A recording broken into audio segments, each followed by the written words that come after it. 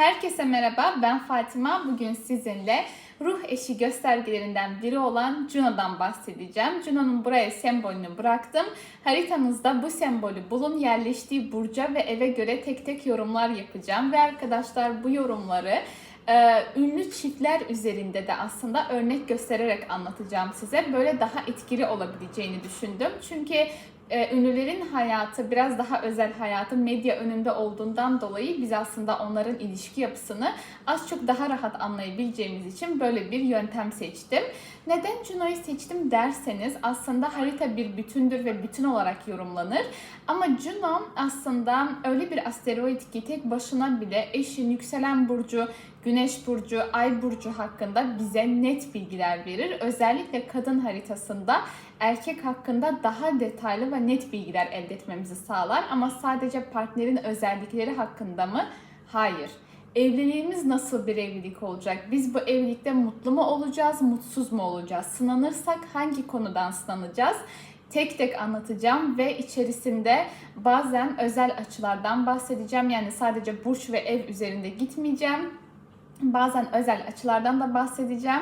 O yüzden hemen başlayalım çünkü video çok uzun olsun istemiyorum. Evet, Juno Koç burcundaysa veya birinci evdeyse eşiniz biraz daha spor yapmayı seven, biraz daha hareketli biri olabilir. Aynı zamanda siz evlilikte biraz daha macera peşinde koşan, monotonluktan uzak bir evlilik isteyebilirsiniz. Partnerinizde biraz daha macho erkeklerden hoşlanıyor olabilirsiniz veya daha mücadeleci, pes etmeyen, sonuna kadar giden, belki askerlik vesaire gibi alanlarda, polis, asker gibi alanlarda faaliyet gösteren biri hayatınıza girebilir.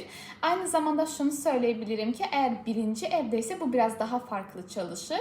Birinci evdeyse eşin kendisinin sizi bulması, partnerinizin kendisinin sizi bulması, yani dağın başında bile gelip kapınızı çalması söz konusu olabilir. Yeni bir rota oluşturuldu.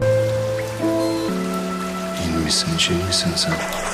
Juno Boğa burcundaysa veya ikinci evdeyse siz partnerinizde biraz daha maddi anlamda güven almak istersiniz. Partnerinizin finansal kaynaklarının geniş olması sizin için önemlidir. Yani maddi anlamda güvencede hissetmek istersiniz ilişki içerisinde.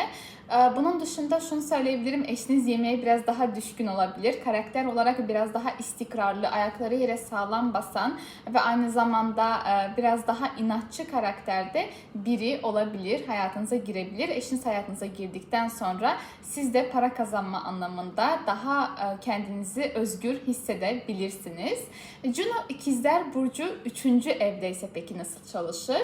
Sizin için partnerinizde iletişim çok önemlidir. Asla gidip az konuşan bir adamla veya çok suspus duran bir adamla evlenmeyin derim. Çünkü sizin için eşinizle, partnerinizle önce arkadaş olmak çok önemlidir. Onunla birlikte gezip tozup eğlenmek, yeni şeyler öğrenmeyi çok istersiniz. Burada bir örnek sizinle paylaşacağım. Burada Neslihan Atagül'e örnek göstermek istiyorum. Neslihan Atagül, Juno İkizler, Mars ile kavuşum yapıyor. Burada aslında partnerinde hem Merkür'ünü güçlü çalıştıran, burada Kadir Doğulu'ya baktığımızda ise Merkür'ü güçlü bir adam görüyoruz. Gerçekten de Merkür'ü aktif kullanan, çünkü kendi alanında da Merkür'ünü çok aktif kullanan bir adamdan bahsediyoruz. Bunun dışında bu biraz daha şey de verebilir size. Hayatınızdaki partner sizi, sözleri o kadar dikkatli, o kadar güçlü kullanır ki sözleriyle sizi manipüle edebilir. Bu şeye de dikkat etmenizi öneririm. Geçiyoruz Juno Yengeç burcuna. Juno Yengeç burcundaysa veya 4. evdeyse nasıl çalışır? Aileye daha önem veren, aslında sizi bir araya getiren şey aile olmak, aile kurmak olabilir. Daha duygusal, duygulara önem veren, sevgisini size hissettiren bir adamla evlenebilirsiniz. Aynı memleketten biri olabilir, aynı zamanda görücü usulüyle tanışmış olabilirsiniz. Babanıza da benzeyen biri olabilir. Juno Aslan için bir örnekle karşınıza geldim. Juno Aslan için Gübse Özay, Barış Arduç çiftini örnek göstermek istiyorum. Gübse Özay'ın Juno'su Aslan Burcu'nda Güneş'iyle kavuşum yapıyor ve gerçek anlamda da ona ünlü bir eş vaat etmiş. İşte bazen de ünlülerde özellikle gerçekten de tam olarak vaat ettiğini alıyor. Bunun dışında da Gübse'nin Barış'la evlendiği zaman zaten Barış'ın ünlenmesinin en üst noktada olduğu dönemde de evlendiler.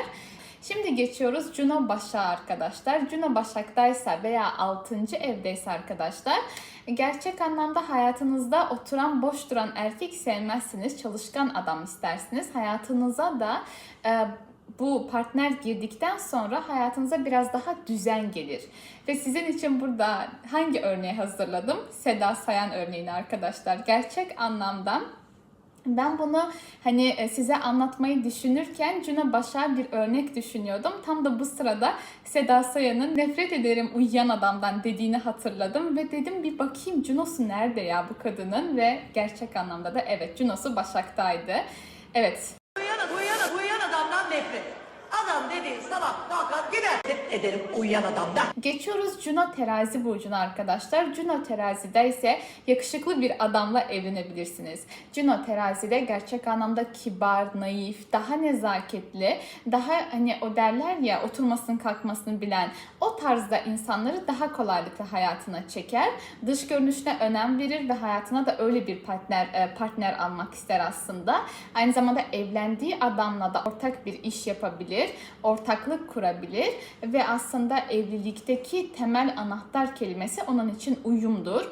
Çok fazla kaostan veya çok fazla gerginlikten evlilik içerisinde beslenmez ve hoşlanmaz. Şimdi geliyoruz Juno Akrep burcuna. Juno'nuz Akrep burcuysa veya 8. evdeyse arkadaşlar biraz daha dikkat. Öncelikle eğer açıları güzelse gayet karizmatik, yakışıklı bir eş çekebilirsiniz. Özellikle güçlü, gerçekten aranızdaki çekimin ve tutkunun da yüksek olduğu bir ilişki ve evlilik yaşayabilirsiniz. Bu kimde var peki?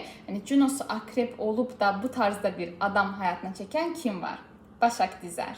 Ve bir başka örneğim daha var. Daha aslında enteresan olacağını düşündüğüm için o örneği de aslında ekledim. Başak Dizer, Juno'su Akrep burcunda ve evet, baktığımızda Kıvanç Tatlıtuğ'un Güneşi Akrep burcu ve aslında gerçek anlamda Kıvanç'a baktığımızda evet biraz zor bir karakter ama aynı zamanda çok karizmatik bir adam ve gerçek anlamda da güçlü bir adam aslında. Bir diğer örnek biraz daha ilgi çekici olduğu için ona geçmek istiyorum. Çağla Altunkaya, Acun Ilıcalı'yla daha yeni evlendiler ve aslında bu biraz daha benim dikkatimi çekti bundan dolayı. O yüzden bir Juno'suna, haritasından bakmak istedim. Juno'su Akrep burcundaydı. Evet, baktığımızda evet, Acun Ilıcalı'nın ayı Akrep. Burada da bir tutturma var aslında. Burada da bir uyum söz konusu. Diyorum işte bu illaki oluyor. Yani Güneş, Ay, yükselen veya en uzağa gittiğimizde Mars burcuyla illaki bir bağlantı çıkıyor. Veya eşinizin Güneşi sizin Juno'nuza birleşebilir. Direkt Ayı sizin Juno'nuza kavuşabilir ki bu da çok etkili çalışır. Bir diğer triklerden biri arkadaşlar, haritanıza baktığınızda eğer Juno'yla Jüpiter'in açısı güzelse muhtemelen evliliğinizde de biraz daha şansın, bereketin yüksek olduğunu gösterir. Gerçekten Juno'yla özellikle Jüpiter'in açısı çok çok önemli. Şimdi geçiyoruz. Acun Ilıcalı'yla Çağla Altunkaya bildiğiniz gibi daha yeni evlendiler ve baktığımızda büyük bir yaş farkı var ve aynı zamanda çok güçlü, maddi anlamda da çok güçlü bir adamdan bahsediyoruz. Çünkü Akrep 8. ev. Juno 8. evdeyse veya Akrep burcundaysa maddi olarak da güçlü bir adam ister o kadın hayatında. Burada çok enteresan bir detay var. O yüzden bahsetmek istedim. Juno'su Satürn'le bir karşıtlığı var Çağla'nın. Tam olarak 180 derece değil. Aslında arada derece farkı var ama gerçekleşmiş. Ben en azından şu an bu yaş farkından baktığım zaman net bir şekilde bu etkinin gerçekleştiğini görebiliyorum. Ben Juno'nun Satürn'le yaptığı karşıtlık eşin ondan yaşça büyük olması, statü olarak ondan daha yukarıda olması da bunu vermiş gerçek anlamda. Çünkü Juno-Satürn karşıtlığı bu şekilde çalışır genelde. Evet, şimdi geçiyoruz diğer bir burca. Juno Yay burcundaysa veya 9. evdeyse nasıl çalışır? Juno Yay burcundaysa arkadaşlar özellikle eşinizle yurt dışında tanışma, eşinizin yurt dışı ile alakalı bir işle uğraşması, daha medya, televizyon alanlarında ön plana çıkması, hatta hukuksal alanlarda ön plana çıkması söz konusu olabilir. Üniversitede, akademide bir hoca olabilir. Bu şekilde de çalışabilir. Ama özellikle evliliğinizde sizi destekleyen ve aynı zamanda ilişkinizde de birlikte gelişme ön plandadır aslında. Özgür özgürlüğünüze çok engel koymayan, daha sizi destekleyici bir yapıda eş söz konusu olabilir. Peki buradaki örneğimiz kim arkadaşlar? Fahriye Evcen, Burak Özçivit çifti. Fahriye Evcen'in Juno'su Yay burcunda ve Satürn'le kavuşum yapıyor. Bu ona ne vaat etmiş peki? Evliliğine ve ilişkisine nasıl yansımış? Baktığımızda aslında çift ünlü olarak birlikte, çift olarak yurt dışında daha çok tanınıyorlar. Ve aynı zamanda yayın, medya, iletişim gibi temaları da olduğundan dolayı, burada da oyuncularda da bu temaları çok aktif kullanmalarından dolayı bunlar zaten Burak Özçivit'te aktif. Evet, geçiyoruz Juno Oğlak burcuna arkadaşlar. Juno Oğlak Satürn'le olan açılar gibi tam olarak öyle çalışmaz.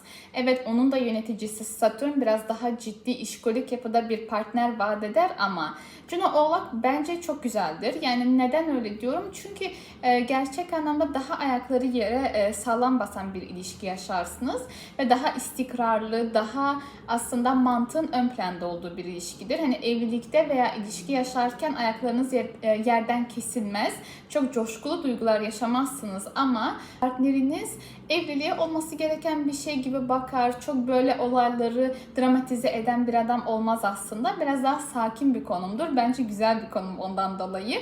Ve bir örnekle geldim arkadaşlar. Birçoğumuzun çok sevdiği çiftlerden biri olan Ceyda Kasabalı, Fırat Albayram. Umarım doğru söylemişimdir soyadını. Ceyda'nın Juno'su Oğlak ve Güneşiyle kavuşum yapıyor.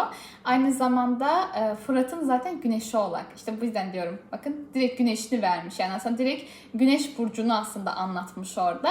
Şimdi aslında bu ikili birlikte bir iş yapıyorlar. Aslında Oğlak temasını birlikte kullanıyorlar. İkisinin de Oğlak olması tabii burada önemli bir avantaj. İkisi de birlikte bir kariyer kuruyorlar. Kariyerleri zaten ortak. İkisi de oyuncular. Aynı zamanda Juno'nun Güneş'le kavuşum yapması da ona gerçekten ünlü bir eş vaat etmiş ve gerçek anlamda cömert bir eş vaat etmiş. Şimdiki aslında aslan temasını da aktive etmiş Güneş Juno'ya kavuşum yapmasıyla. Geçiyoruz bir diğer burca. Juno Kova burcundaysa nasıl çalışır? Bu gerçek anlamda işte enteresan tarafı. Juno Kova'yı pek sevmem. Ne anlamda? Juno 11. evde farklı, Kova burcunda farklı çalışır. Yani sevmem derken evlilik göstergesi için sevmem. Çünkü Juno Kova burcundaysa kişi evliliğe çok sıcak bakmaz ve evliliğe çok gerek duymaz aslında. Hani tek başına gayet normaldir, çok güzeldir ama evlilik temasını yorumladığımız zaman özellikle biraz daha zorlayıcıdır.